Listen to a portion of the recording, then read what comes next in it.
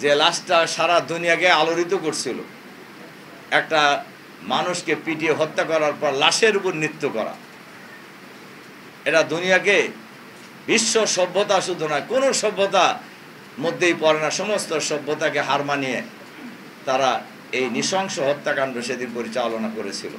এই হত্যাকাণ্ডের সুনির্দিষ্ট মামলা হয়েছিল। শেখ হাসিনাকে 1 নম্বর আসামি করে, এই যে এখন যারা অনেকেই জেলে আছে, হাসানুল হক ইনু, রাশেদ খান মেনন, কেউ কেউ মরেও গেছে, এদেরকে আসামি করে সুনির্দিষ্ট মামলা হয়েছিল। সেই মামলা চার্জশিটও হয়েছিল, কিন্তু একটি অদৃশ্য শক্তির ইশারায় অধিকতর তদন্তের নামে এই মামলার চার্জশিট ওই সময় দেওয়া হয় নাই। এরপরে পরবর্তী সময়ে আওয়ামী লীগ ক্ষমতায় আসার পর এই মামলাটা তারা তুলে নিয়েছে। আজকের এই পল্টন হত্যাকাণ্ডের আজকের এই দিবসে আমরা অন্তর্বর্তীকালীন সরকারের কাছে আহ্বান জানাবো, ওই মামলা আবার পুনরায় চালু করতে হবে। যে চার্জশিট দেওয়া হয়েছিল, ওই চার্জশিটের ভিত্তিতেই বিচার কাজ সম্পন্ন করতে হবে।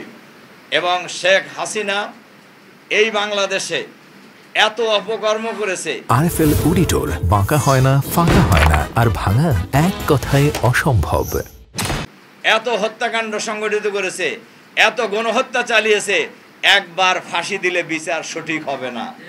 তার হাসিনাকে বারবার ফাঁসিতে ঝুলাইতে হবে। বহু মানুষের জীবন নিয়ে তিনি হোলি খেলেছেন।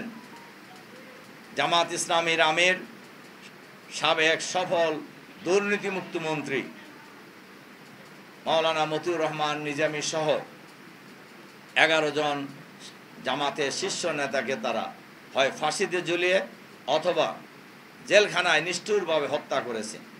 হাজার হাজার জামাত শিবিরের নেতা কর্মীকে হয় ক্রসফায়ার দিয়ে অথবা আয়না ঘরে নিয়ে গুম করে নির্যাতন চালিয়ে হত্যা করেছে। আর জুলাই বিপ্লবে বাংলাদেশের প্রায় 2000 মানুষকে গণহত্যার মাধ্যমে তারা হত্যা করেছে।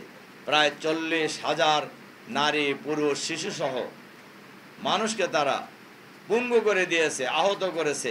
কাজে এই সকল হত্যাকাণ্ডের জন্য যদি বিচার একটা একটা করে করা হয়, তাহলে কত বছর খালি ফাঁসির রায় দিতে হতে হবে। কাজেই আমরা আশা করব, সরকারের কাছে আহ্বান জানাবো, অবিলম্বে পল্টন হত্যাকাণ্ডের এই মামলা পুনরুজ্জীবিত করে বিচার করে শেখ হাসিনা সহ এই মামলার যারা আসামি ছিলেন তাদেরকে বিচার করে ফাঁসিতে ঝুলিয়ে হত্যা করতে হবে। এটাই হলো পল্টন হত্যাকাণ্ডের বিচার।